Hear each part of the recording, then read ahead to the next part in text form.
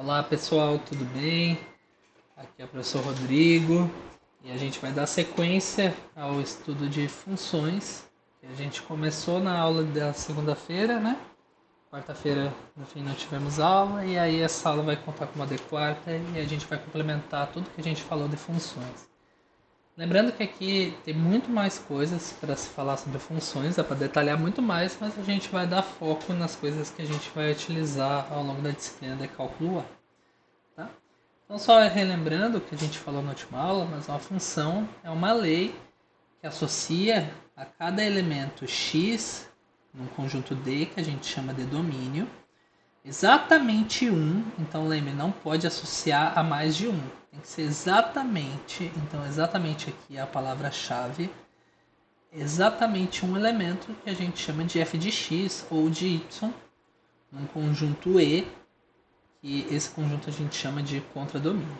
Então a função vocês podem ver como uma maquininha que pega elementos num conjunto de entrada, que a gente chama de domínio. A máquina ela transforma esses elementos em um outro elemento, que a gente chama de f de x, que são os elementos de saída. A uma função a gente consegue atrelar um gráfico, que é essa curva que a gente faz no plano cartesiano.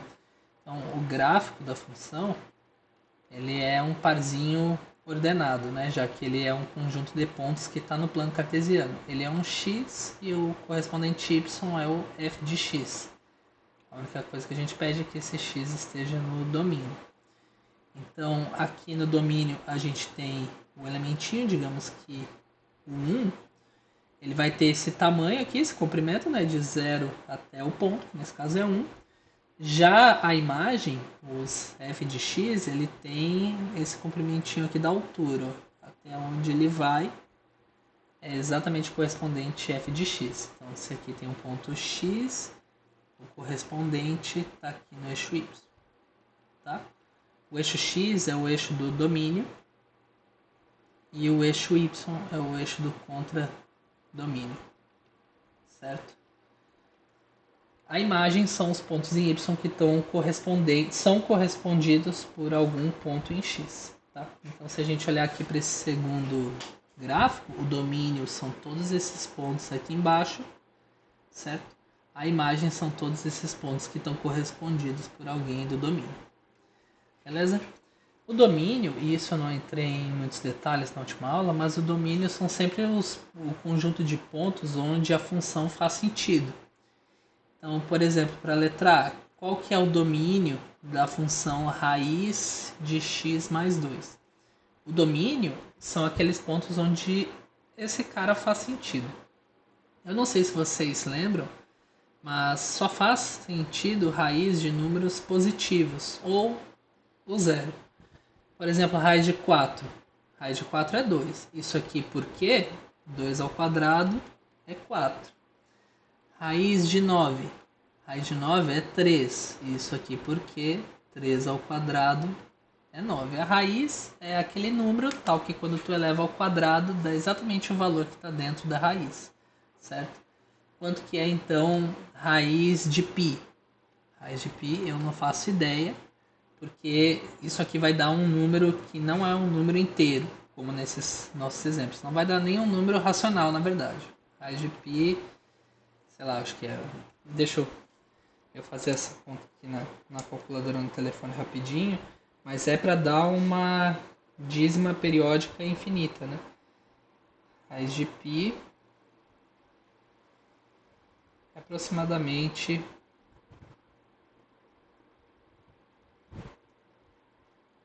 raiz de π é aproximadamente 1,77, certo? Vai dar muito mais coisa do que 1,77. 1,77, 2, 4 e assim segue infinitamente, tá? Isso porque esse valor, quando a gente levar ao quadrado, vai dar algo próximo de π. 1,7724. Quando a gente olha para a raiz toda, raiz de π toda, quando levar ao quadrado, tem que dar exatamente π. Tá? Então, quais são os valores que faz sentido aplicar em raiz? Raiz de menos 1, por exemplo, não faz sentido a gente calcular. Não no nosso contexto, pelo menos. Existem outros contextos, como o contexto dos números complexos, que isso aqui já faz sentido. Mas como aqui a gente está trabalhando com os números reais, isso não faz sentido. Raiz de 1, se existisse um x, tal que isso aqui é raiz de 1, isso seria equivalente a dizer que x ao quadrado é menos 1. Mas lembrem, todo número que é elevado a uma potência par, 2, 4, 6, 8, ele é sempre positivo. Então isso aqui não faz sentido no nosso contexto. Então, para fazer sentido, o cara que está dentro da raiz tem que ser, bom, sei lá, raiz de um f de x. Para isso fazer sentido, o f ele tem que ser, f de x tem que ser maior ou igual que zero. Então, nesse caso, x mais 2 tem que ser maior ou igual que zero, que é equivalente a dizer, joga esse 2 para o outro lado, né, como menos 2, que x tem que ser maior ou igual que menos 2. Então, o domínio são os x pertencentes aos reais, tais que x é maior ou igual que menos 2. Todo número maior ou igual que menos 2, a gente pode escrever isso como intervalinho menos 2 mais infinito. Como o infinito não é um número, a gente coloca esse cara aqui como um intervalo aberto, tá? E também existem contextos onde se considera infinito como um número, mas a gente não está trabalhando com os reais estendidos, então infinito aqui não é um número, a gente coloca intervalinho aberto. Observa que a gente pode incluir menos 2. Menos 2, quando a gente coloca ali na raiz, vai dar raiz de menos 2 mais 2, que é raiz de 0, e a raiz de 0 é 0, que 0 ao quadrado é 0. Então a gente denota com essa, ao invés com parênteses, a gente denota com colchetes, né? Porque nesse lado aqui é fechado. A gente pode incluir o menos 2, certo? Isso aqui a gente já tinha comentado em aula. Agora para o item B, a gente não pode ter divisão por zero, lembre? E aqui a gente tem uma divisão, 1 sobre x quadrado menos x. Então, quando que não pode ser zero no denominador? Agora a gente tem que ver quando que isso aqui é zero, né? Porque quando isso aqui for zero, a gente tira para estar no domínio. Digamos que essa aqui é uma função g de x. Eu não lembro como é que está denotado aqui em cima. Isso, g de x. Isso aqui é zero. Bom, aqui dá para resolver de duas maneiras. Ou a gente faz uma Bhaskara, já que tem uma equação de segundo grau. Mas aí é querer sofrer demais, né? A gente não precisa de tanto. Então, a gente pode botar x em evidência. Isso aqui fica x vezes x menos 1. Lembre, o que é botar um número em evidência? Botar em evidência de forma que quando eu multiplico ele aqui para dentro de novo, quando eu faço chuveirinho, eu tenho que retornar o caso anterior, tá? Então, por isso que ficou x vezes x menos 1. Quando que isso aqui é zero? Certo? Bom, a gente tem um produto de dois números dando zero, isso aqui é equivalente a um dos dois ser zero. Então, x é zero ou x menos 1 é zero. E aqui a gente já tem x0 uma opção ou x igual a 1 é a outra. Então, esses dois caras fazem esse denominador ser zero, a gente vai retirar eles do domínio, porque não pode ter divisão por zero. Então, o domínio da G são todos os x pertencentes aos reais, tais que x é diferente de zero ou x é diferente de 1. Certo? Isso aqui também dá para escrever como intervalo, só que não vai ficar só um intervalo. Observa que aqui a gente pode pegar todos os números de menos infinito até zero, só que não posso incluir o zero, então coloco aberto. Agora eu tenho que ir com todos os pontos de 0 até 1. Observa que eu estou botando o intervalo entre parênteses, então é intervalo aberto, significa que eu não estou incluindo nem o 0 nem o 1. E depois eu pego todos os números de 1 até infinito. Ok? Aqui eu não estou incluindo nem o 0 nem o 1. Aqui vem um teste que é útil na hora da gente descobrir se uma curva é ou não gráfico de uma função. Lembra que eu falei que pelo teste para ser função, eu pego qualquer pontinho x aqui no domínio, ele não pode ter mais de um f de x, ele só tem que ter um f de x. Então, uma maneira de saber se a curva é gráfico de uma função é o teste da reta vertical. Uma curva é gráfico de uma função se toda a reta vertical que a gente passar no gráfico, ele só toca em um único ponto na curva. Tá? Então, esse primeiro é gráfico de uma função, porque a gente pega um pontinho qualquer e ele toca em um único ponto na curva. Agora, essa segunda, observe que não é gráfico de uma função. Porque se eu passo uma reta vertical aqui, nessa parte onde dobrou, né? Aqui observa que um ponto está tendo está tocando em 2 pontos do gráfico. Então aqui já não é gráfico de função. Não é gráfico de uma função. Certo? Por que não é gráfico de uma função? Porque quando a gente... Seria da seguinte maneira. Se a gente pega um pontinho X aqui, qualquer do domínio, ele está levando em 2 pontos diferentes na imagem. E isso não pode. Isso quebra a nossa regra e nos diz o que é função e o que não é função. Observe aqui que a gente tem exemplos que, como um todo, a curva não é gráfico de uma função, mas em pedaços ela é. Isso é muito comum, principalmente quando a gente falar em função inversa. Tá?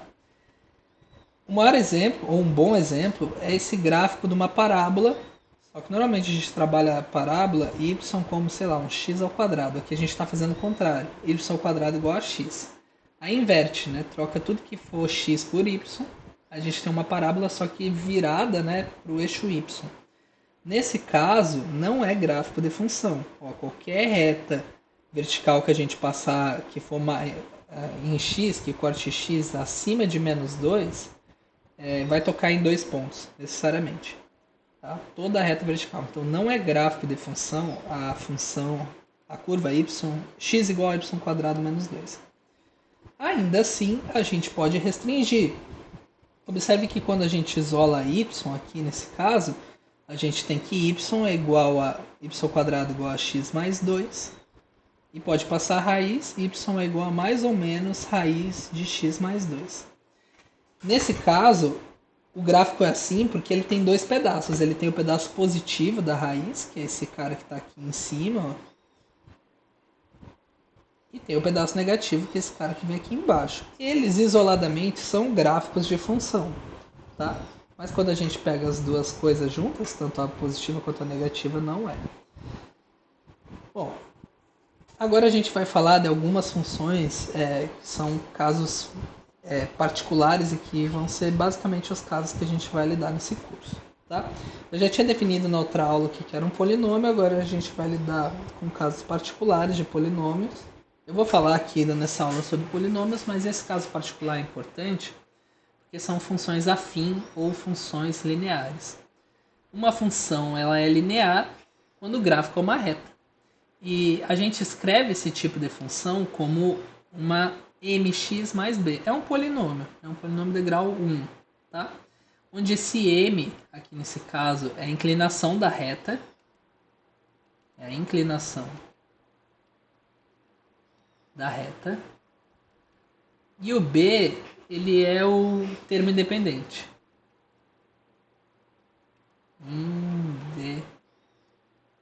Independente. Na prática, o que faz? Digamos que a gente tem aqui o plano cartesiano, com x e com y.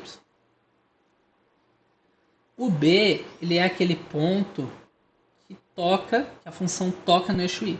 Então aqui vai estar sempre o b. Tá? Aqui vai ser a minha função mx mais b. Por quê? Observe que esse ponto onde toca no eixo y é onde o x é zero. E se a gente aplica zero na função, isso aqui fica m vezes 0 mais b, já que está trocando x por zero. M vezes 0 é 0 e 0 mais b é b. Observa que eu fiz o meu gráfico crescente. Ele está crescendo à medida que o x é maior. E isso aqui é um caso particular onde o m é maior do que o zero. Se m for menor do que zero, a gente tem um gráfico decrescente. Tá? Isso é uma característica das funções de reta. Então, se a gente tiver aqui, por exemplo, a função decaindo, aqui significa que o m é menor do que zero. E, de novo, o b é o ponto onde corta no eixo y. Certo? Se o m for zero, a gente tem uma função constante. Ela não é considerada função de reta. Tá? A gente exige, para ser função de reta, que o m seja diferente de zero. Mas se o m for zero, observa que vai sobrar só a função y igual a b. Então, todo ponto de x leva em b. Qualquer x dado aqui no domínio leva em b. Então, essa é uma função constante. Ela vai ter sempre esse valor de b, o gráfico vai ser uma reta horizontal. Vamos fazer alguns exemplos. Um exemplo, na verdade. Normalmente essas funções de reta elas aparecem como aplicações de coisas que se movimentam linearmente, tá? Que não tem muita variação. Aliás, a variação é sempre constante. Se a temperatura do solo, bom, vamos fazer um exemplo. À medida que o ar seco se move para cima, ele se expande e esfria. Se a temperatura do solo for de 20 graus Celsius e a temperatura a uma altitude de 1 km for de 10 graus Celsius, expressa a temperatura em graus como uma função da altitude, supondo que seja um modelo linear. Então, assim, poderia ser qualquer função que descreveria isso. Bastaria que numa altura zero a temperatura fosse de 20 graus e a temperatura na altitude de 1 km fosse de 10 graus, mas aqui ele está pressupondo que seja um modelo de reta. Tá? A parte B pede para fazer o gráfico e está perguntando qual é a altura, a temperatura 2,5 km de altura. Tá? Então a gente vai olhar o seguinte, vamos fazer um gráfico e tentar descrever aqui quem que é a temperatura e quem que é a altura. Então, se a temperatura do solo for de 20 graus, a temperatura... Bom, se no nível do solo for de 20 graus, vamos supor que o nível ele seja o eixo X, tá? Já que está falando que à medida que o ar seco move para cima, ele se expande e esfria.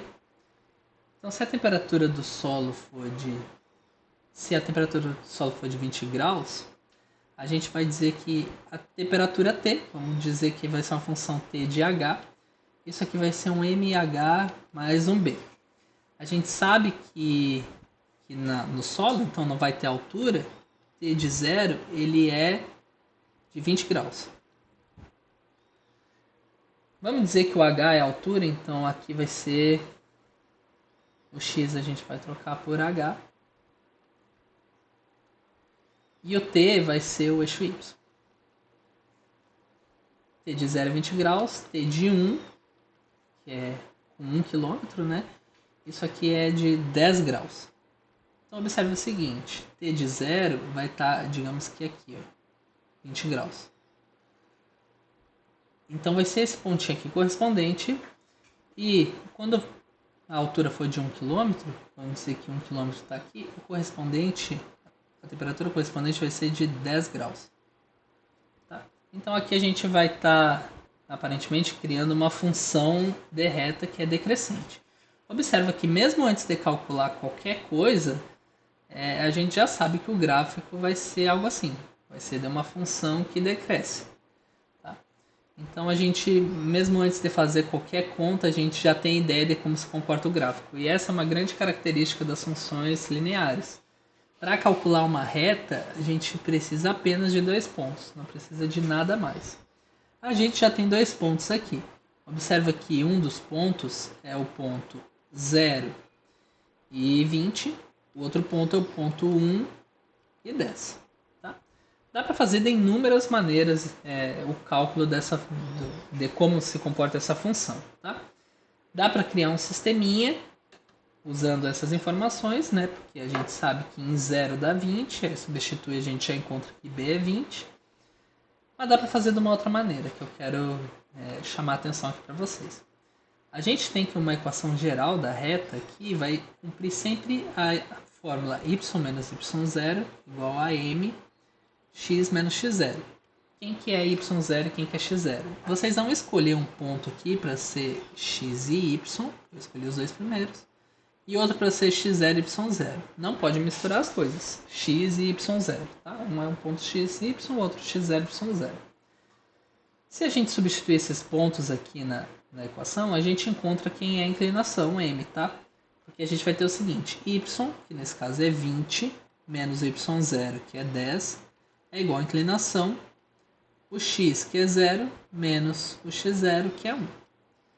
Então, 20 menos 10, 10 igual a m vezes 0 menos 1, menos 1. Então, menos m menos 1 vezes menos 1 é menos m é 10, ou seja, a inclinação m igual a menos 10. E qual é a graça de fazer dessa maneira? Dessa maneira, a gente pode retornar para essa equação geral para descrever a função de reta que tem esse comportamento, que passa entre 0,20 e 1 e 10. O que a gente faz nesse caso? Agora a gente deixa o y e o x parados, só substitui o y0 e o x0. Então, y menos y0, nesse caso a gente chamou de y0 o 10,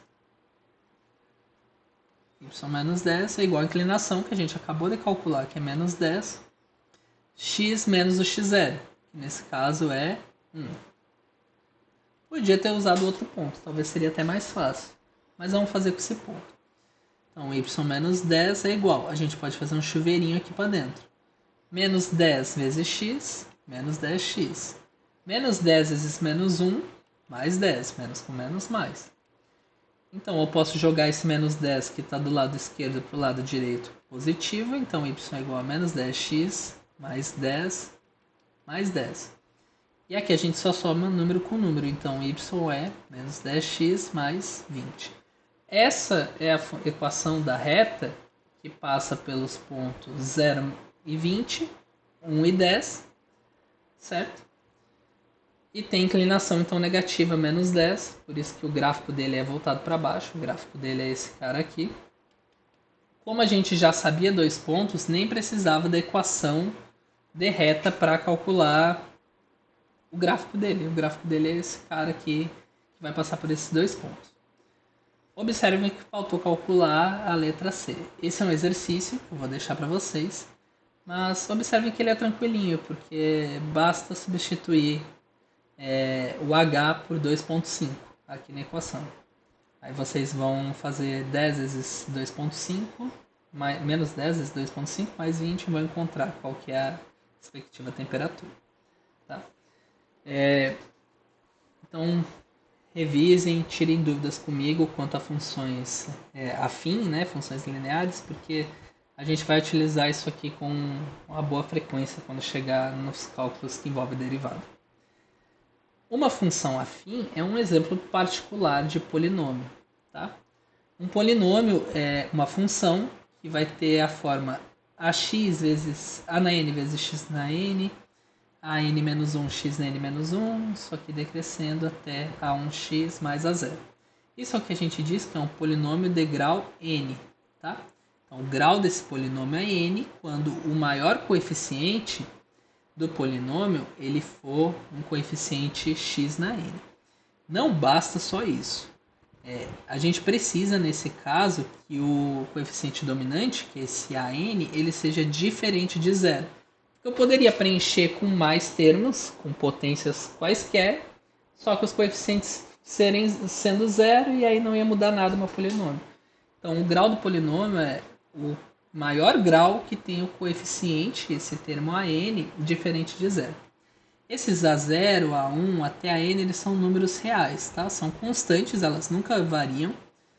A gente chama de coeficientes, de fato, esses caras.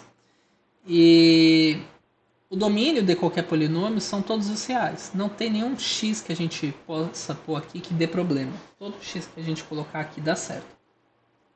Os coeficientes eles não precisam ser números naturais ou inteiros, pode ser qualquer número real. Então, por exemplo, aqui a gente tem um polinômio de grau 6, porque o coeficiente desse polinômio, o maior grau, né, que é o expoente 6, o coeficiente é diferente de zero. Observe que os coeficientes aqui são todos números reais, então 2 sobre 5 é um número racional, que é um número real, a raiz de 2 é um número irracional, mas ainda é um número real. Observe que o último termo, o termo dependente, ele não acompanha x. Aqui vem casos particulares, eu tinha mencionado em aula, a função de reta y igual a x é o que a gente chama de função identidade, tá? Identidade. Por que identidade? Porque ela leva todo número nele mesmo. Então, y de 1 vai dar 1, y de 2 vai dar 2, e assim por diante. A clássica função quadrática y igual a x quadrado é aquela parábola, né, que passa em zero. Já a cúbica y igual a x ao cubo, ela tem um formato de S. Ela tem um comportamento muito parecido com a x quadrado para números positivos. Só que lembre, todo número ao quadrado, inclusive os negativos, ele fica positivo. Então por isso que a parábola ela tem esse comportamento para cá. Já como segue negativo, qualquer número elevado à potência cúbica, ela vai ter o mesmo comportamento só que para baixo. À medida que essas potências sobem, esses valores eles vão ficando cada vez mais achatados. Então a x à quarta ela tem o comportamento da parábola x ao quadrado, só que mais achatada, porque essas potências vão ficando cada vez maiores, então para números maiores do que 1 e menores do que menos 1, eles vão ficar cada vez maiores, então a parábola vai ficar cada vez mais em formato du. E para números entre 0 e 1, como por exemplo 1 meio, quanto maior a potência, menor esse número vai ser. Então, à medida que esse expoente aqui for ficando grande, entre menos 1 e 1, tanto as com potências pares quanto potência ímpar, elas vão ficando cada vez mais perto de zero. E já os caras que têm potência par, eles vão ter cara de parábola, só que cada vez mais perto de U. E as que têm potência ímpar, elas vão ter cara da x ao cubo, só que cada vez mais achatadas, mais com cara de S. Vamos olhar aqui no GeoGebra como é que fica o comportamento dessas funções. Por exemplo, y igual a x elevado na a. Quando a gente bota esse chapeuzinho, significa que é potência. Eu já tinha colocado o chapeuzinho, observe que está o íconezinho ali na potência, eu vou colocar um a. Esse a eu vou criar um comando deslizante. O a ele vai variar à medida que eu variar aqui esse comando aqui nesse comando deslizante. Bom, se a gente pegar valores positivos, ó, se pegar a igual a 1, tem a função de reta. A igual a 2, a gente tem a parábola. A igual a 3, a gente tem a clássica função cúbica. A igual a 4. Bom, a igual a 4 a gente tem uma função com a cara da x ao quadrado, só que mais achatada. A quinta, a cara da x ao cubo, só que mais achatada.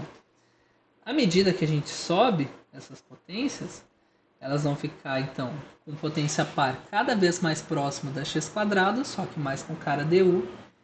E as com potência ímpar cada vez mais próximo de x ao cubo, só que com essa cara de 1s quadradão.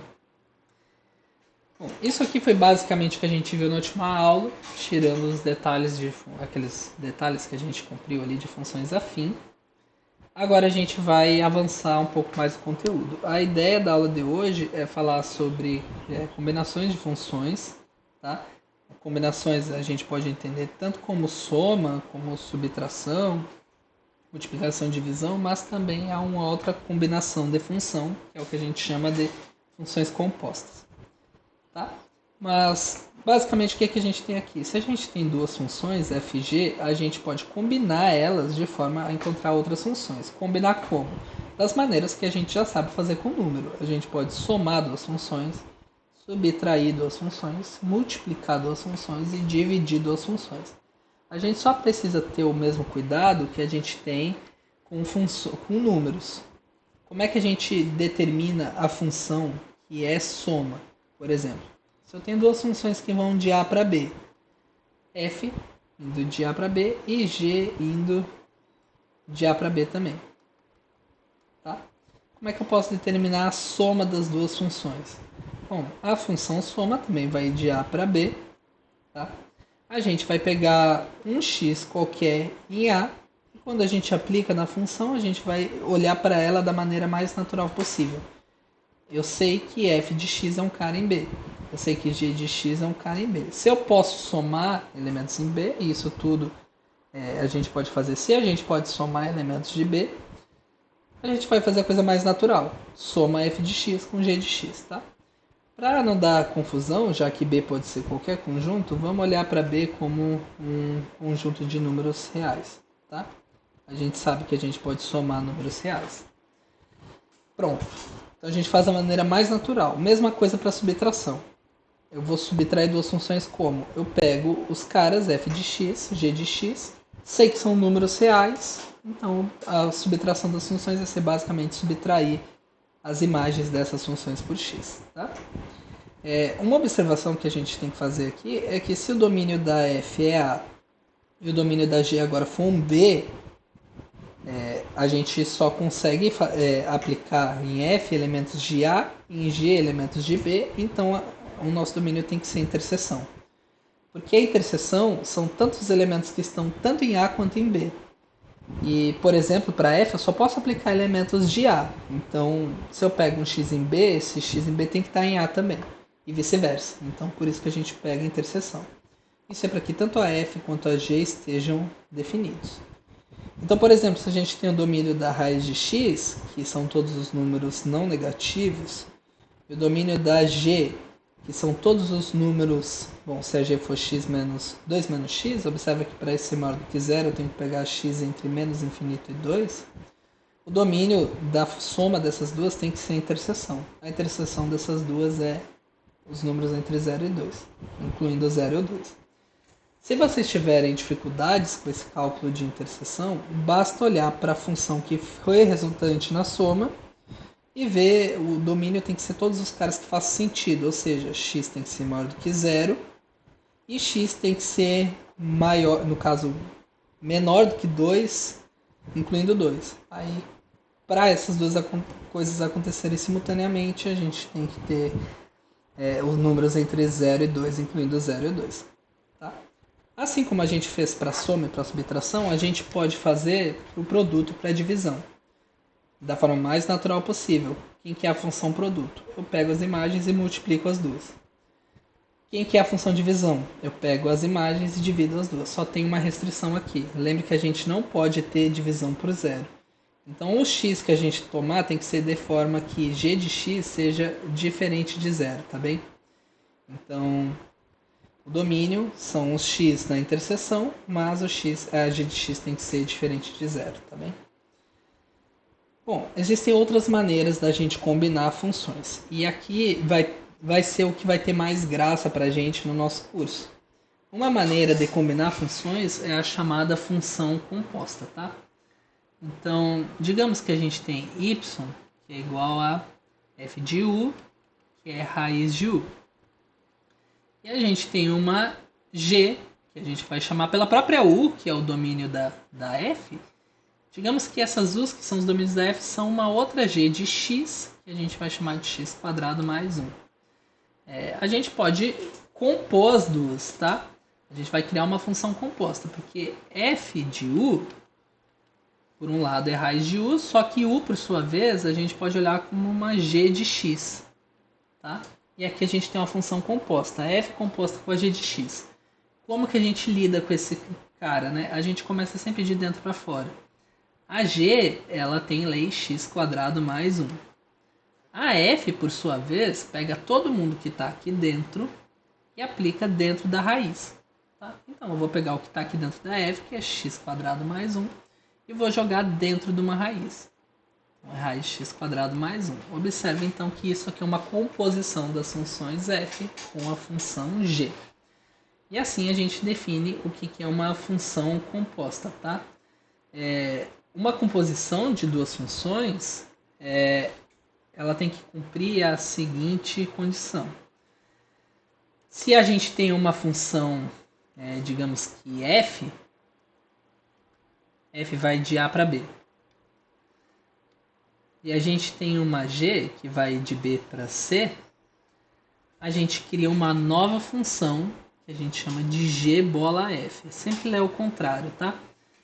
A g bola f, ela vai fazer o quê? Ela vai sair de A, que é onde parte a f, e passando por B, fazendo ponte por B, a gente chega em C.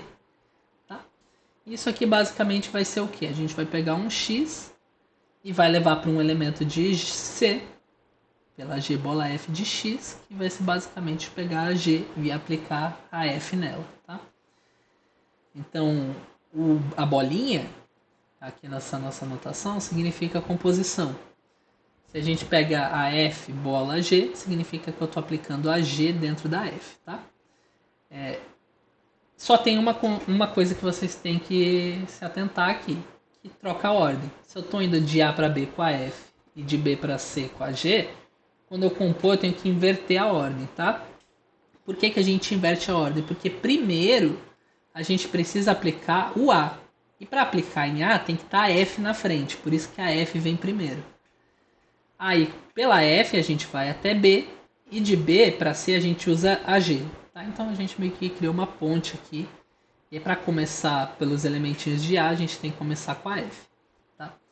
E a bolinha então significa que a gente está compondo, tá? Esse G bola F. G bola F ficar no X significa que eu estou aplicando primeiro a F no X, que é o que faz sentido. E F de X são elementos que moram em B.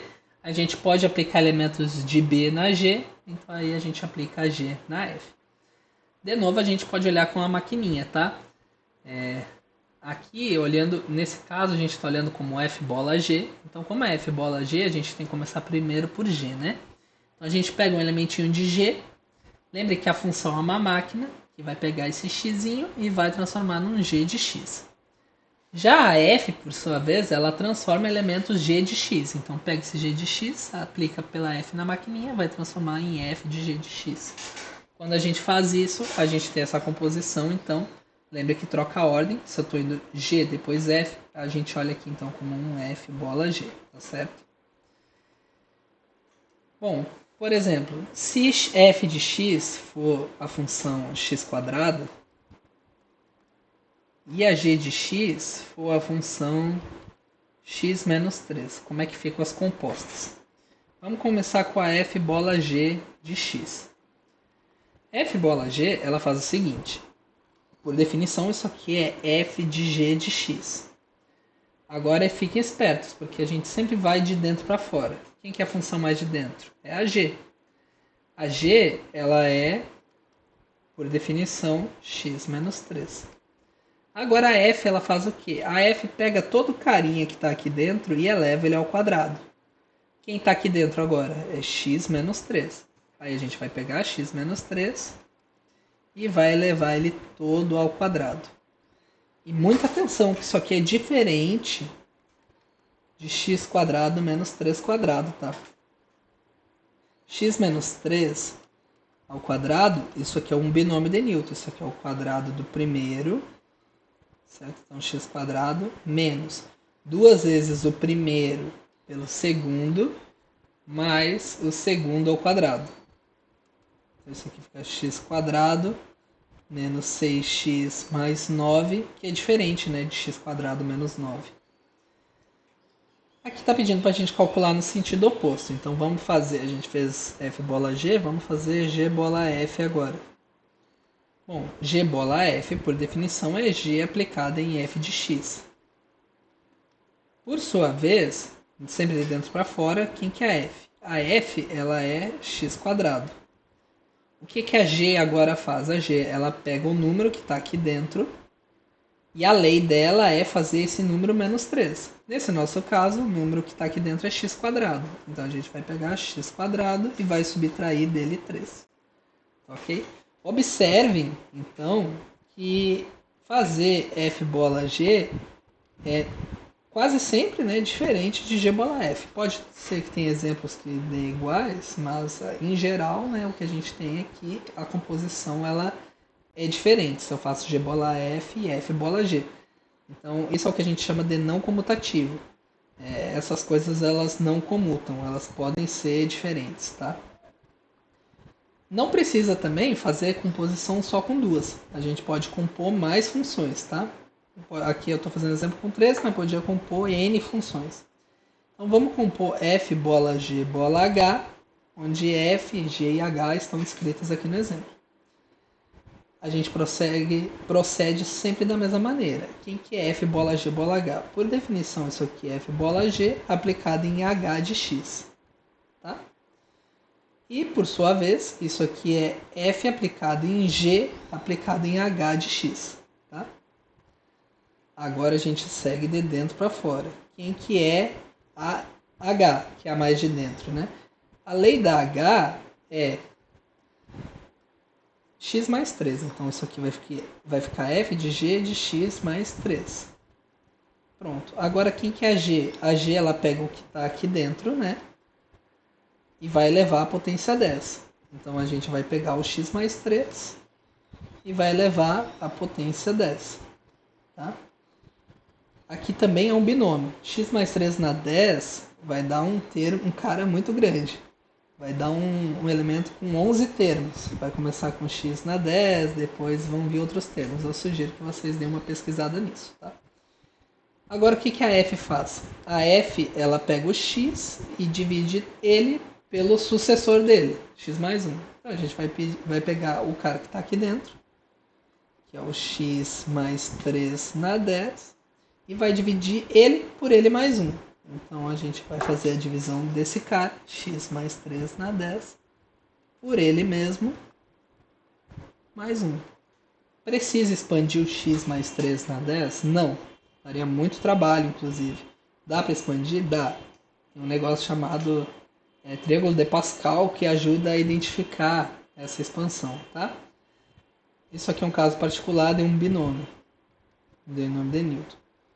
Mas aqui, caso tenham curiosidade, a gente tem o triângulo de Pascal que ajuda, né, a fazer essa expansão.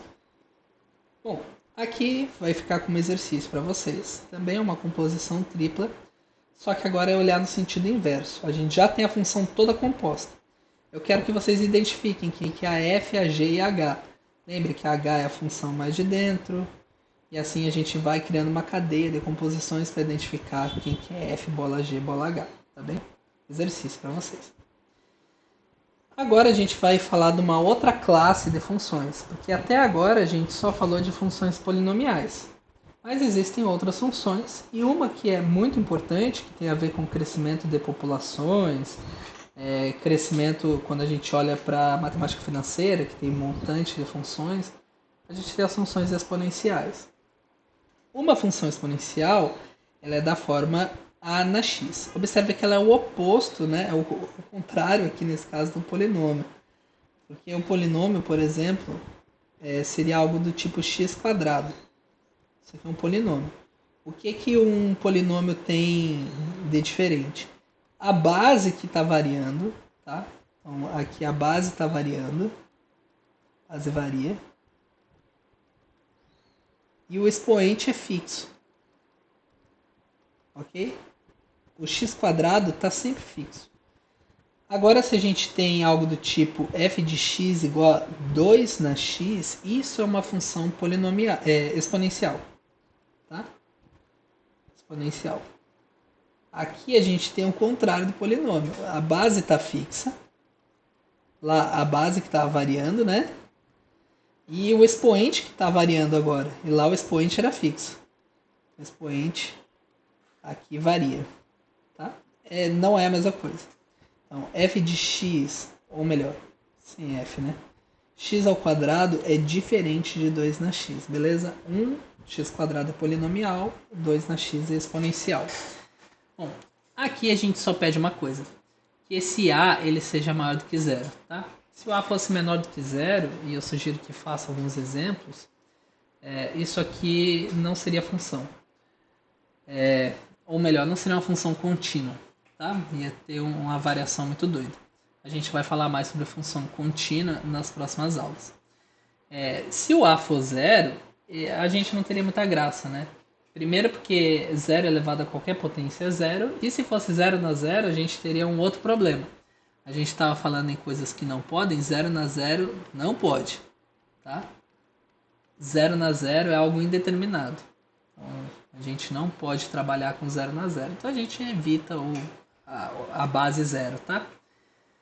Se o a for maior do que zero, a gente ainda tem duas situações, tá? Se o a ele for um número que está entre 0 e 1, isso aqui tem um outro comportamento. Deixa eu tentar esboçar aqui para vocês. Se o a for entre 0 e 1, a gente vai ter algo mais ou menos com esse comportamento. Tá? Y é igual a na x, 0 menor que a menor que 1. É uma função exponencial, toda exponencial tem essa cara dessa curva, só que ela vai ser uma função decrescente. Tá? Podem pegar qualquer número, por exemplo, 1 meio elevado em qualquer potência, 1 meio na 5, por exemplo. Isso aqui vai ser 1 sobre 2 na 5, que é 1 sobre 32. Opa. Então, à medida que a gente cresce esse expoente, lembre que a base é fixa. À medida que a gente cresce o expoente, menor vai ser o número, tá? Então, por isso que ele tem esse comportamento. Se o a ele for maior do que zero, como aqui no desenho, então, ó, entre 0 e 1, ela vai ter esse comportamento decrescente. Se o a for maior do que zero, qualquer potência vai estar sempre crescendo. Por exemplo, 2. Se a gente tem 2 na 5, isso aqui é 32. Se a gente já sobe 2 na 6, é 64, que já é um número maior. Então, se a base for maior do que 1, isso aqui vai ser crescente. O gráfico muito igual, mesmo comportamento, só que vai estar crescendo. Se a base for 1, 1 elevado a qualquer potência é 1, tá? Então não vai ter graça, vai se manter uma função constante, tá? Vai ser a função y igual a 1. Observem que em todos os casos, a gente, independente se for crescente ou decrescente, quando a gente aplica y em 0, a gente vai estar com a na 0. E o meu a é diferente de 0. Qualquer número elevado a 0 é sempre 1, tá? Qualquer número. 5 na 0 é 1, 6 na 0 é 1, π na 0 é 1, qualquer número na 0 é 1, tá? Assim a gente tem o seguinte comportamento. Olha, observem que se a base for maior, a função está crescendo mais rápido. Então observe que o comportamento é igual, dá 4 na x. Mesmo o comportamento sendo igual, ela é mais íngreme do que a 2 na x. E do que a 1.5 na x, por exemplo. São funções crescentes. Mas só que essa base, quanto menor, ela mais com cara de reta vai ter. E quanto maior, ó, por exemplo, a 10 na x, mais íngreme ela vai ser. Vamos fazer aqui no GeoGebra. Então, por exemplo, y igual a sei lá, 1,2 elevado a x. Bom, eu esqueci que eu não posso botar vírgula aqui no GeoGebra, tem que ser ponto. 1.2. Observe que ela tem essa cara, né, de exponencial, só que ela não é tão íngreme quando a gente pega, por exemplo, y igual a 2 na x. Ela vai ser bem mais íngreme se a base for maior. Todas têm o mesmo comportamento. Ela faz essa curva aqui, elas sempre vão tocar em 1, porque todo número na 0 é 1. Só que elas vão ser mais íngremes. Ó, y igual a 10 na x. Já foi bem mais íngreme, né? Agora a gente tem um fenômeno similar se a gente pega números entre 0 e 1. Por exemplo, se eu pegar y igual a 0.5 na x, ela vai ser decrescente. Então ela vai ter o mesmo comportamento, né? Só que uma vez decrescente, decrescente. E se a gente pegar bases menores, por exemplo, 0.2 na x, olha o que acontece. Ela, de certa forma, é mais íngreme também. Tá?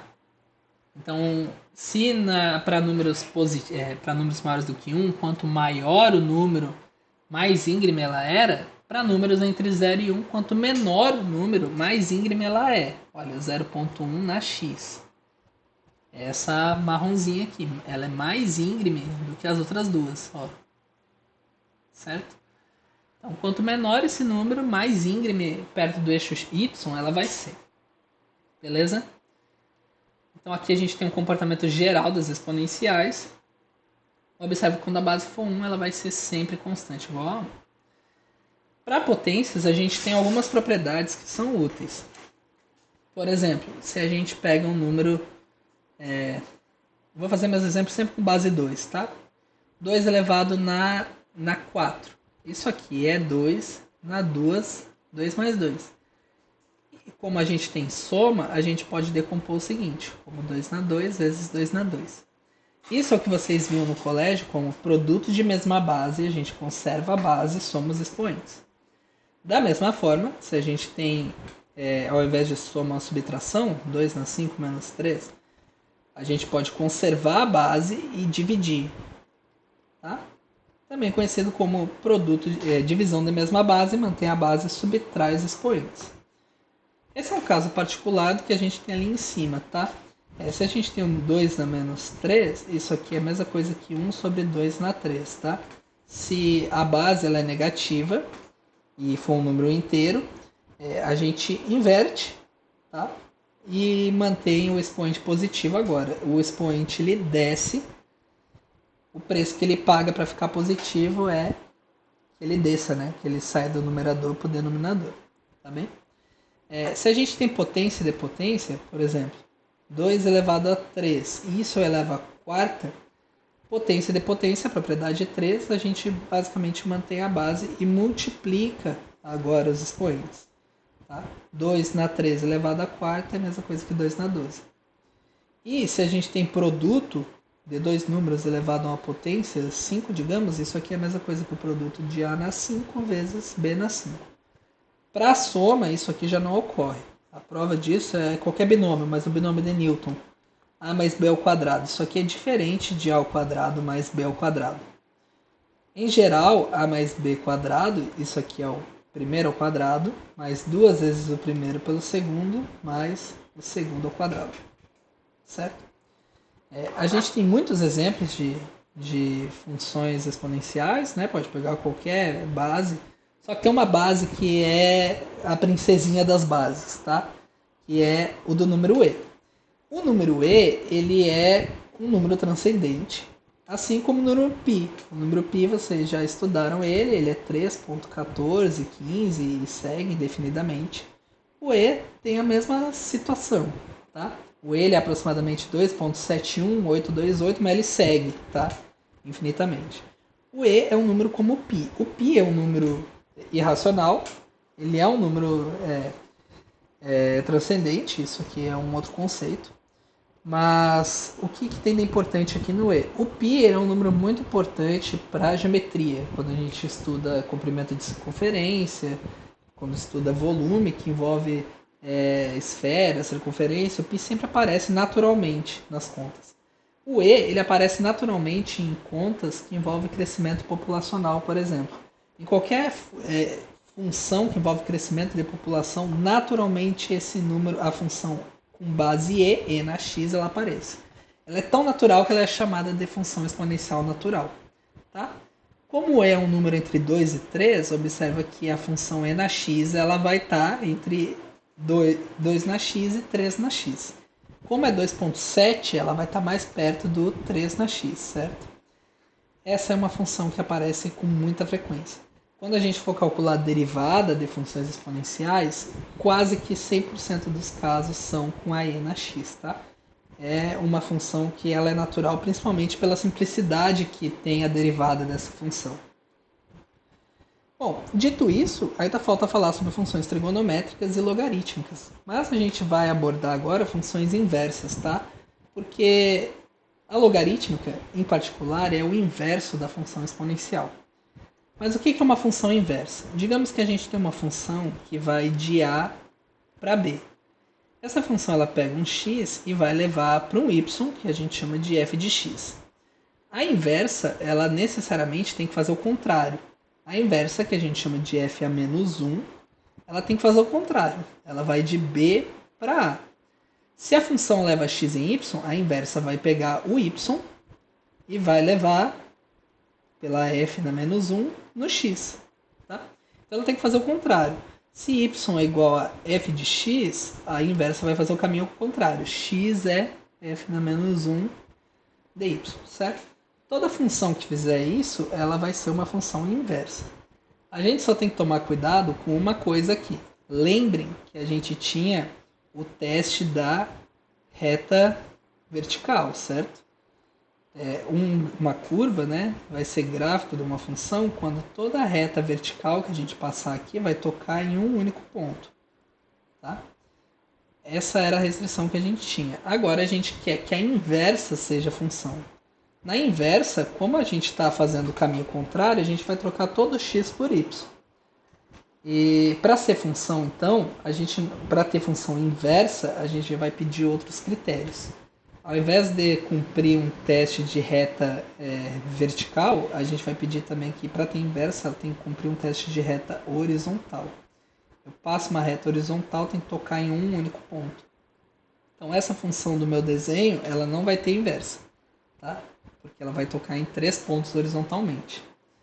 Mas a gente vai entrar em mais detalhes agora. E para a gente falar desse critério aqui, né, que tem que cumprir esse processo de uma reta horizontal tocar em um único ponto, isso é o que a gente chama de função injetora.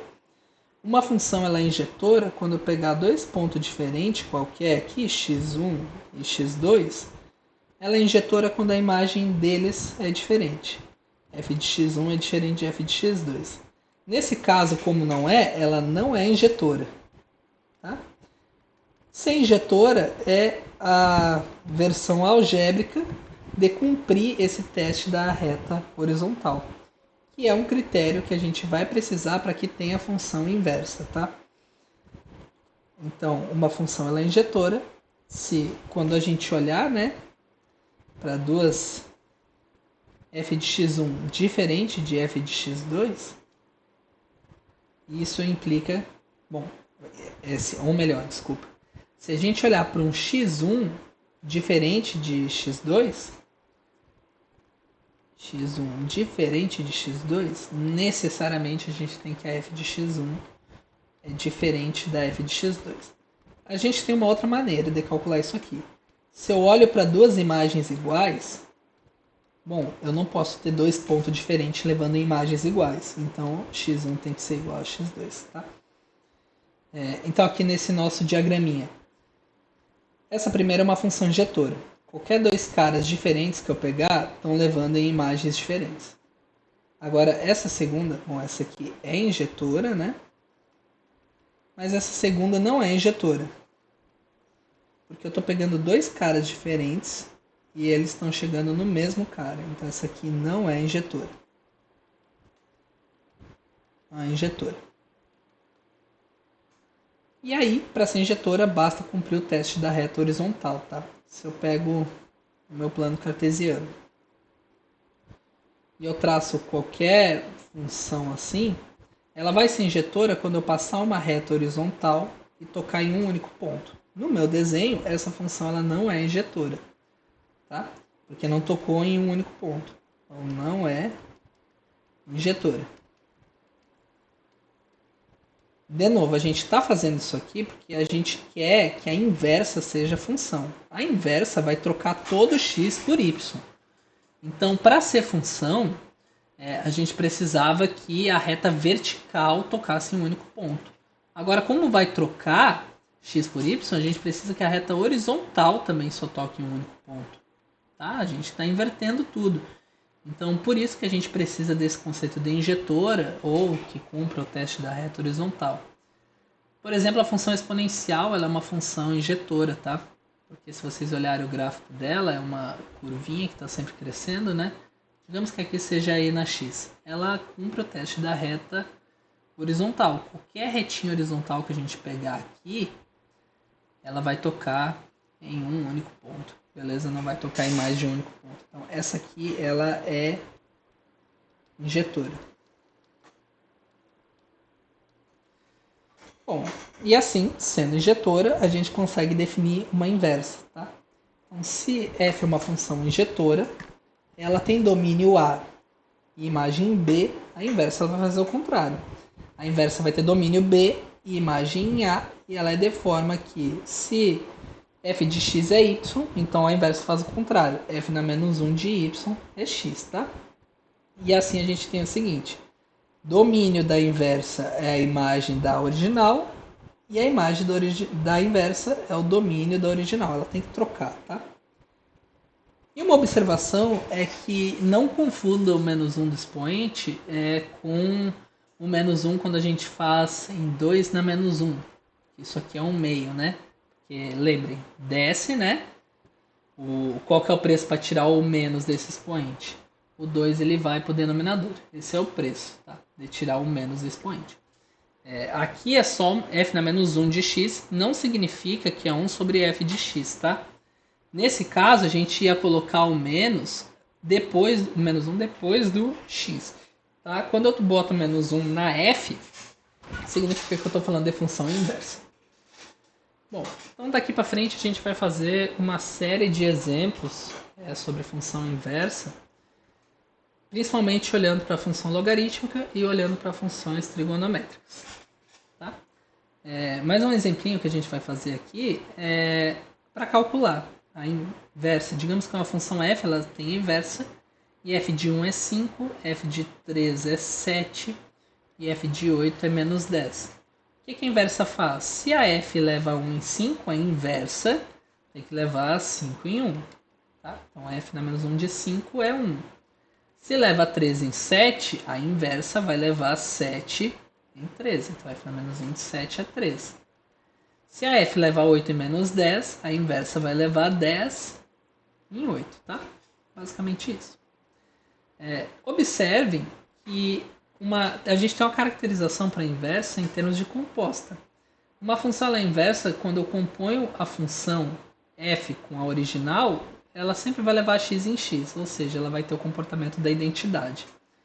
Isso porque, olha, que a x ela é levada por f para uma y que é f de x. Já a inversa tem que fazer o contrário, né? Se leva x em y, vai levar a y, então, no próprio x de volta. Por isso que a função, quando a gente compõe com a inversa, independente do sentido que a gente faça, f na menos 1 bola f, tem que levar x em x. Então, observem que se tem inversa, esse é um caso que a função e a inversa na composição elas trocam, comutam e seguem igual. Tá? Isso aqui é a parte teórica da inversa, mas a gente ainda não falou como calcular de fato a função inversa. Então, para ter inversa, primeiro, vocês têm que verificar que a função ela é injetora. Tá? Sendo injetora, a gente vai escrever como y igual a f de x, assim como está aqui no exemplo. O que a gente faz para calcular a inversa? A gente primeiro isola o x na equação, tá? Escrevendo em termos de y, e aí para ser inversa, para mostrar a lei da inversa, a gente simplesmente troca x por y.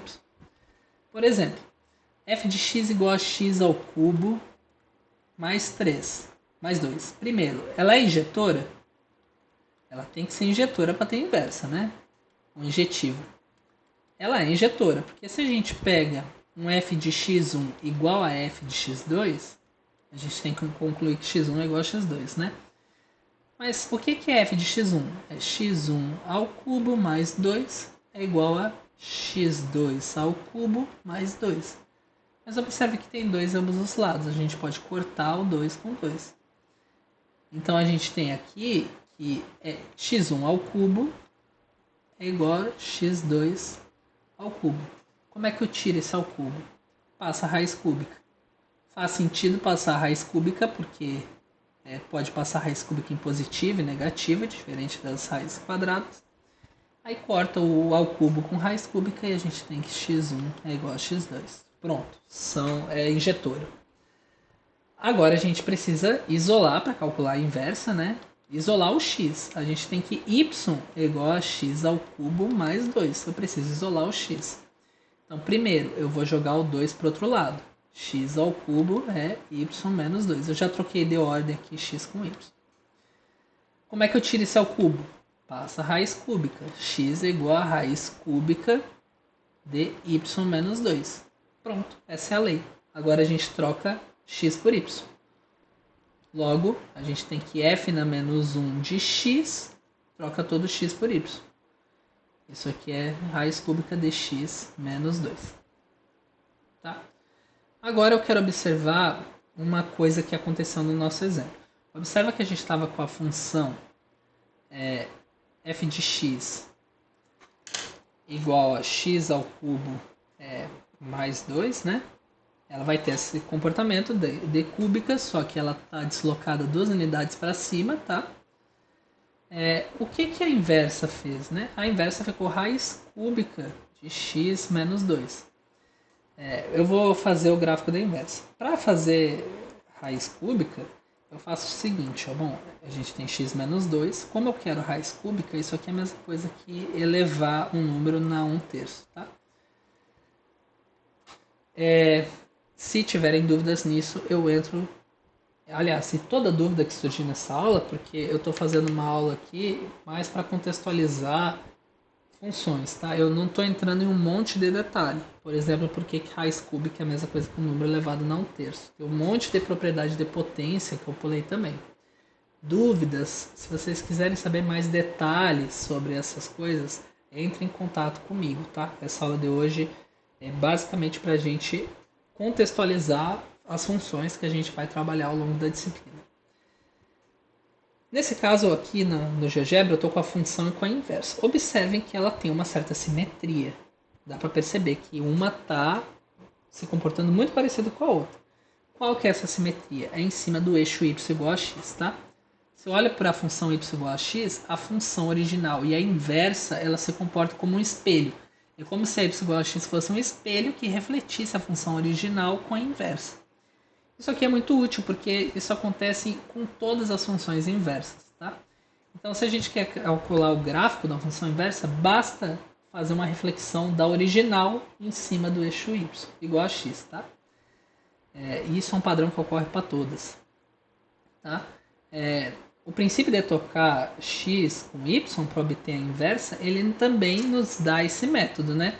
De calcular o gráfico da inversa olhando para reflexões, porque se o ponto AB ele passa no gráfico da original, isso significa que, quando eu trocar a ordem, o BA está no gráfico da inversa. Então a gente está sempre olhando para esses pontos simétricos, AB, BA. Então por isso que se a gente tem o gráfico de uma função f aqui, a gente consegue um simétrico f na menos 1 de x. E simétrico em relação ao quê? Ao eixo y igual a x. Tá bem? Bom, vamos então para as funções logarítmicas. Já podia ter começado a falar delas logo depois das exponenciais, mas o legal de falar delas agora é porque elas são as funções inversas das exponenciais, tá? Para a exponencial a gente tem o seguinte, eu vou trabalhar basicamente com a base maior do que 1, porque são os exemplos que a gente trabalha, tá? Então, a gente tem, digamos que algo nesse sentido, y igual a na x, o a ele é maior do que 1, tá? A gente vai calcular a inversa agora. O que é a função exponencial? Ela faz? Ela pega um x e vai levar num cara fixado o a elevado nesse x, tá? Agora a gente vai fazer o contrário. Para a inversa, a gente vai ter o y e vai se perguntar, a gente tem esse y e vai se perguntar qual que é o x, tal que a na x é y. É o oposto do que a gente está fazendo na exponencial, tá? Isso é o logaritmo. É a inversa da exponencial. Digamos que está aqui o eixo y igual a x. O que a exponencial faz? Pega o y e leva no a na x. Agora a gente vai pegar y e vai se perguntar qual é o x tal que y igual a na x. É um trabalho muito mais difícil do que calcular a exponencial. A exponencial a gente tem a potência, tem a base, basicamente calcula potência elevada, aliás, base elevada na potência, tem o y. Agora já é um trabalho muito mais delicado. A gente só tem o y e quer descobrir qual é o x tal que a na x é y. Isso é o que a exponencial responde, tá? Lembrem que o gráfico ele é simétrico, né?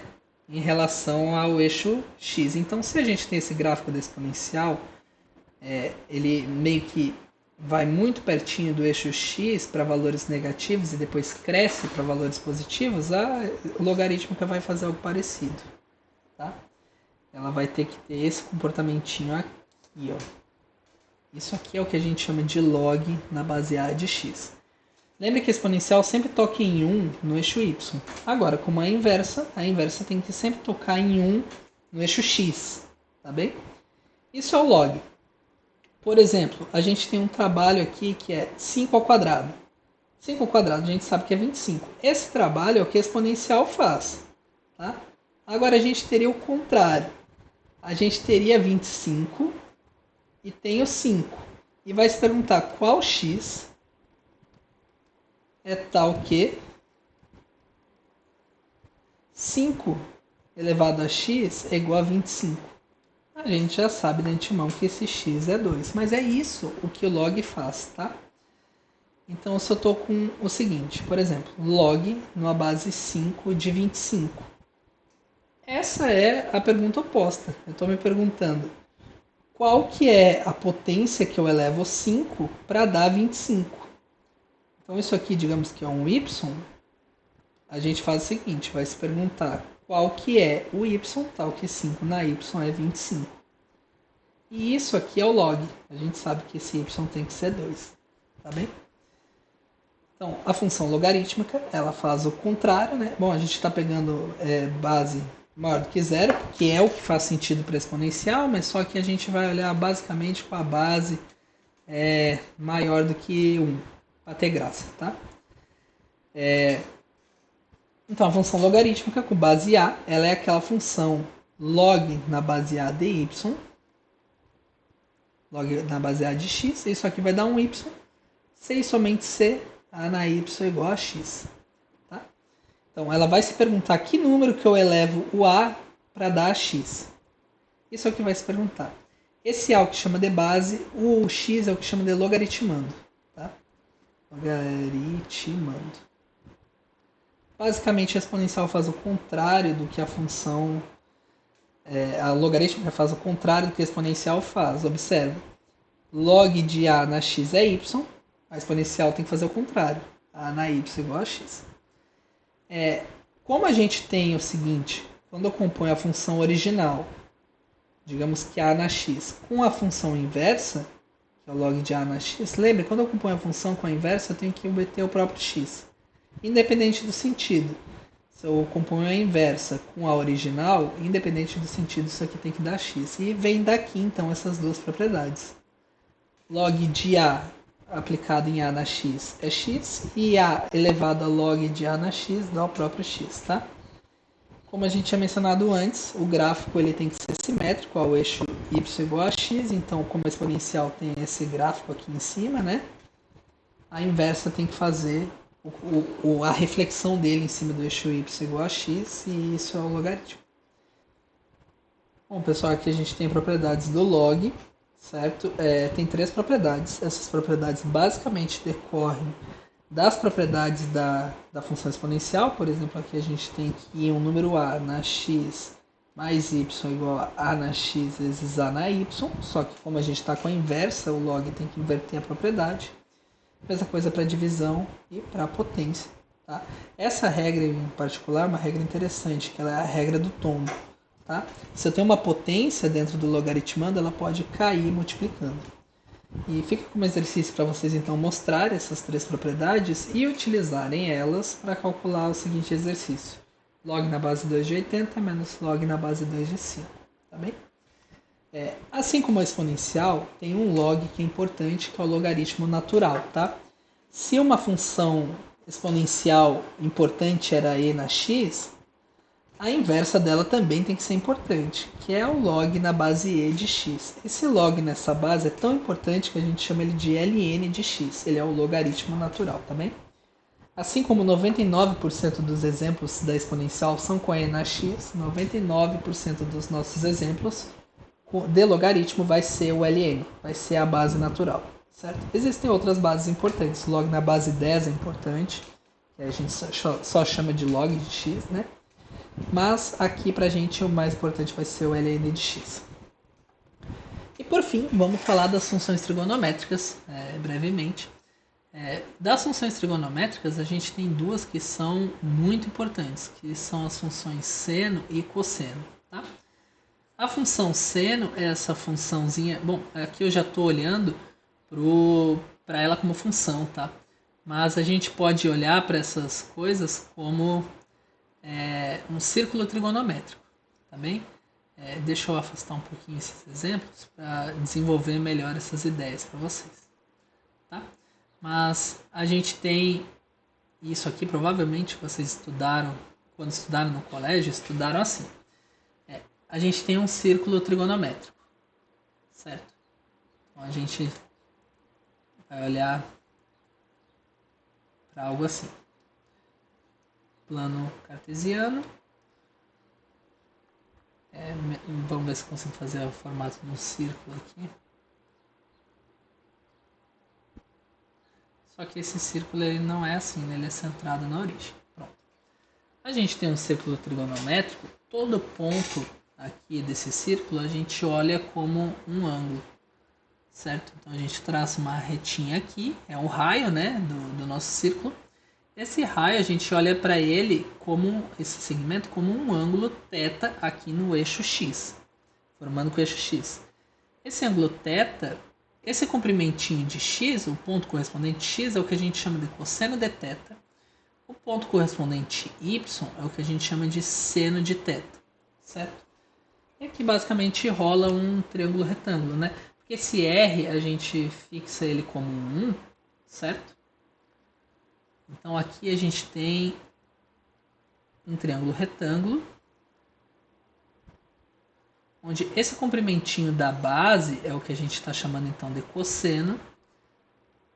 Esse comprimentinho da altura é o que a gente chama de seno, e esse raio ele é 1. Então a gente tem o seguinte aqui, olhando, fazendo Pitágoras, né? A gente tem que seno ao quadrado mais cosseno ao quadrado é sempre 1. Isso é o que a gente chama de identidade fundamental da trigonometria. Ainda mais, se a gente chama esse ângulo, esse cateto oposto ao ângulo θ de CO, né, cateto oposto, e o cateto que é adjacente então de seno, e o 1 nesse nosso caso é a hipotenusa, a gente tem uma série de relações no triângulo retângulo, né? A gente sabe que seno é cateto oposto sobre hipotenusa. Cosseno é cateto adjacente sobre hipotenusa. E tangente é cateto oposto sobre cateto adjacente. Esse é o velho soca-toa, tá? O soca-toa nos diz então que o seno de um ângulo ele é basicamente o cateto oposto sobre a hipotenusa. A tangente do ângulo é cateto oposto sobre cateto adjacente. E o cosseno do ângulo ele é cateto adjacente sobre hipotenusa, tá? Tem um monte de relação aqui, tem ângulos notáveis. Isso aqui eu vou pedir para que vocês deem uma pesquisada, tá? Porque a gente vai utilizar em algum momento alguns ângulos notáveis. Mas basicamente, né, para os ângulos notáveis, eu não vou entrar em muito detalhe aqui sobre isso. Mas a gente tem um ângulo θ aqui, né? A gente sabe que θ pode ser 30 graus. Que 30 graus é o que? A gente olha para π como 180 graus. Então, para chegar em 30, a gente precisa dividir isso aqui por 6, né? Então, 30 é π sobre 6. A gente tem 45 graus, que é π sobre 4, né? Dividir 180 sobre 4 vai dar 45. A gente tem 60 graus, que é π sobre 3. Se dividir 180 por 3, dá 60, dá o 60 do nosso grau. Tá? E aí aqui a gente bota seno, cosseno e tangente. Aí fazia aquela musiquinha, né, para ver os ângulos notáveis. A gente tem 1, 2, 3, 3, 2, 1... todo sobre 2 e só vai raiz no 3 e no 2. Aí a tangente é diferente, eu ensino para vocês, raiz de 3 sobre 3, 1 raiz de 3. Pronto. Essa é a tabelinha dos ângulos notáveis. Pronto. Isso aqui, bom, seno e cosseno vai ter um monte de valor, mas está dentro de um círculo. Observe que isso não é função. Mas se eu olho só para os valores que seno ou cosseno assumem, a gente tem funções. E aí a gente tem esses gráficos de funções seno e cosseno. Observa que seno de 0, por exemplo, tem o correspondente y igual a 0. Cosseno de 0 é 1. Se vocês olharem aqui para a reta, quando o ângulo for 0, a retinha, né, vai estar exatamente aqui em cima do ponto 0, 1. Por isso que o seno é 0 e o cosseno é 1. Desculpa, perdoe, é 1, 0, né? Aqui a gente tem o contrário. Deixa eu apagar aqui. O cosseno ele é o respectivo do x e o seno ele é o respectivo do y. Tá? Quando a gente abre todos esses valores, a gente tem as funções seno e cosseno. Tá? Elas são funções periódicas, elas sempre se repetem a cada 2π. Então, se a gente der sequência aqui, né? Observa que vai de 0 até 2π, ela não se repete.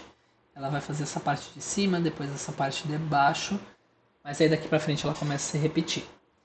Mesma coisa a função seno, ela também se repete a cada 2π, só que ela tem um outro período, né? Ela vai fazer essa parte aqui primeiro, depois volta para cá, quando volta para cá ela começa a se repetir, tá bem? Essas funções da maneira que estão, bom, elas são limitadas entre menos 1 e 1 no eixo y, o x ele não é limitado, então o domínio são todos os reais.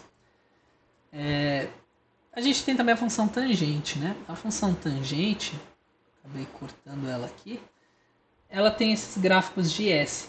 Tá? Ela lembra x ao cubo, alguém tinha falado em aula até isso, só que ela não está definida entre π meios em diante.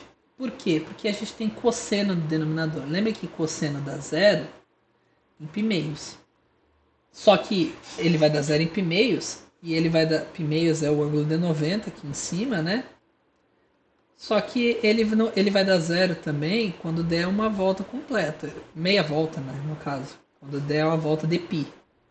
Então aqui em π meios dá zero, mas quando der a volta de π aqui vai dar zero de novo. E quando der outra volta em π, vai dar zero de novo. Certo? Então a gente tem que tirar cosseno em π e cada meia volta π, né? Então a gente tira π mais kπ, tá? E aí por isso π sobre 2 ele não está definido, 3π sobre 2, que é somar π mais π sobre 2 também não está definido, e mesma coisa para os negativos. Tá? A função seno, mesma história, tá? Só que aqui agora a gente vai falar de funções inversas. Observe que tanto a seno quanto a cosseno, elas não estão definidas, não são injetoras. Você passa uma reta horizontal qualquer que toque esse gráfico, ele vai tocar infinitos pontos. Então, quando a gente falar de função inversa das trigonométricas, agora já não pode incluir todo o domínio, tá bem? Então, a gente precisa restringir para calcular a inversa. Eu vou fazer um cálculo aqui da inversa da função seno, mas eu vou deixar como exercício, e é muito similar para calcular da cosseno e da tangente. Tá? A gente, para calcular a inversa, a gente precisa ver onde que está definido, né, de fato, essa inversa. Então, vamos fazer um esboço aqui do plano cartesiano, tá? A gente sabe que a seno ela não cumpre o teste da reta horizontal, porém a gente tem esse intervalinho entre menos π meios e π meios, que a minha função ela não se repete. Tem um monte de intervalo assim. Vocês podem pegar qualquer um deles, tá? Mas o mais clássico é esse, tá? Entre menos π meios e π meios. Bom, a gente tem o seguinte comportamento da seno nesse intervalo. A gente sabe que seno de menos π meios é menos 1 e seno de π meios é 1, e ele tem esse comportamento assim, ó, esse Szinho aqui. Por que que ela tem essa concavidade virada para cima antes de zero e para baixo depois antes de zero e depois de zero, né? Isso vai ficar mais claro quando a gente estudar derivadas, tá? Mas por enquanto a gente aceita que o gráfico é assim. Para calcular, esboçar essa inversa, o que que a gente faz? A gente traça uma reta do eixo y igual a x, certo? Então, pronto. Então, aqui está o eixo y igual a x e a gente vai esboçar a nossa inversa. A nossa inversa tem que fazer o quê? Ela tem que refletir esse S em torno desse eixo y igual a x. Então, ela vai ter esse comportamento, assim, mais ou menos. Tá? Ela vai ter esse comportamento, e o que que a inversa, então, ela vai fazer? Lembre que ela troca todo x por y a inversa. Tá? Então, o gráfico da nossa inversa ela vai ser algo assim. Ó. A gente vai trocar todo x por y. Então, o x estava indo de menos π meios a π meios. Agora ele vai de menos 1 a 1. A gente vai trocar todo x por y. E aí, o x, deixa eu só fazer um pouquinho mais perto.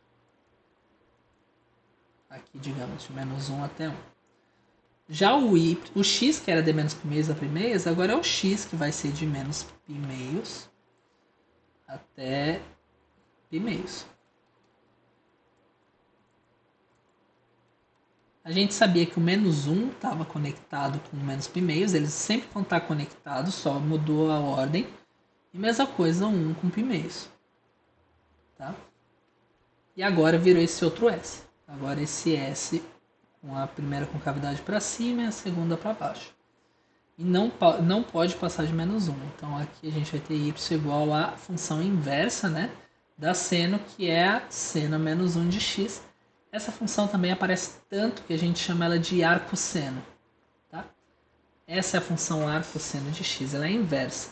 Observa que para ter inversa a gente precisou restringir o intervalo. Se a gente olhasse para ele todo, a gente não teria inversa, certo? A gente então olhou de menos π meios, que vai estar por aqui mais ou menos, menos π meios até π meios, que está aqui em cima. Nessa faixa a gente consegue função inversa, tá bem? Essa é a inversa da função seno, então fica como exercício para vocês calcularem as outras inversas, tá? Então esses exercícios é calcular arco cosseno e a arco tangente, tá bem? Calcular, fazer o gráfico, beleza? Isso vai ser uma atividade. Esse exercício que eu estou colocando vai ser uma atividade que eu vou entregar para vocês. Vai valer alguns pontinhos. E quanto vão valer esses pontinhos vai ser provavelmente a soma de todos os trabalhos nessa primeira unidade vão valer 2 pontos, tá? Direto na média. Então, esse aqui vai ser um dos trabalhos. Tem mais exercícios além desses outros dois que eu coloquei aqui, tá? Aqui, bom, primeiro que quando falar arcosseno, arcseno e seno a menos 1 é a mesma coisa, tá? E outra que tem outras funções que eu quero que vocês calculem a inversa, tá? Existe uma função chamada secante. A secante ela é 1 sobre cosseno. Também a cossecante, que é 1 sobre seno. E tem a cotangente, que é 1 sobre tangente. E lembrando que tangente é seno sobre cosseno, então isso aqui é cosseno sobre seno. Eu quero, isso aqui também vai estar no exercício, tá? E além dessas, vou pedir que vocês calculem esses exemplos 12 e 13. Eu vou dar um exemplinho na B da 12, tá? Porque é uma ideia um pouco diferente e vocês vão usar na 13. Na B da 12 a gente quer calcular a tangente da arcosseno de 1/3. Então o que a gente faz aqui? O procedimento padrão é chamar esse cara aqui de θ. Então a gente vai calcular a tangente de θ, tá? Esse tipo de exercício é bom a gente olhar no triângulo retângulo. A gente sabe fazer coisa no triângulo retângulo, né? Então tem um triângulo retângulo aqui, digamos que está aqui o meu ângulo θ. Eu estou calculando no fim tangente de θ, tá? Só que nesse caso θ é arcosseno de 1/3. Beleza? Aí aqui a gente vai dar uma brincada. A gente sabe que se θ é arcosseno de 1/3, é porque joga com a inversa, seno de θ é 1/3. Se arcosseno leva 1/3 em θ, a seno leva θ em 1/3. Só que lembre de SOH-CATOA, seno é cateto oposto sobre hipotenusa, certo? É um só, né, do SOH-CATOA. Então aqui a gente está dizendo que o cateto oposto vale 1. E o cateto, bom, e a hipotenusa vale 3. Então aqui a gente pode calcular por Pitágoras o cateto adjacente, tá? Cateto adjacente aqui por Pitágoras é o quê? 3 ao quadrado é igual a 1 ao quadrado mais cateto adjacente ao quadrado. Ou seja, 9 é igual a 1 mais cateto adjacente ao quadrado. Cateto adjacente ao quadrado é o 9 menos 1, que é 8. Então, cateto adjacente é raiz de 8. Pronto, por que eu fiz isso? Porque eu quero calcular a tangente de θ. Aí quem que era a tangente de θ mesmo? Tangente de θ é cateto oposto sobre cateto adjacente. Mas eu já tenho todo mundo aqui. Cateto oposto é 1. Cateto adjacente, a gente calculou agora, a raiz de 8. Pronto, está aqui a tangente. Vocês vão fazer algo muito similar no exercício 13, certo? Eu dei uma ideia muito geral aqui de funções. Deu para ver que passaram-se, acho que quase 1h30 até agora, e eu falei de tudo muito superficial. Eu vou colocar esses exercícios que vão valer nota e vai ajudar vocês a aprofundarem os conhecimentos, principalmente em logaritmo e funções trigonométricas, porque vai ter exercício para trabalhar as outras trigonométricas que eu não trabalhei, a seno com mais detalhe, a cosseno com mais detalhe, a tangente com mais detalhe. As inversas delas, né, as arcos, E tanto as inversas, né, são seis arcos, quanto as inversas das secante, cossecante e cotangente, que eu só falei e não defini, aliás, defini ali, né, meio superficial, mas não dei detalhe nenhum. Então aqui é uma aula basicamente para dizer as coisas que vão aparecer, tudo foi de forma superficial. Vai ter uma atividade para aprofundar um pouco mais esses conceitos, mas essa próxima aula a gente já começa a falar sobre limite. Beleza, pessoal? Muito obrigado. Dúvidas, vocês sabem já onde me contatar. Me procurem para tirar as dúvidas e até a próxima.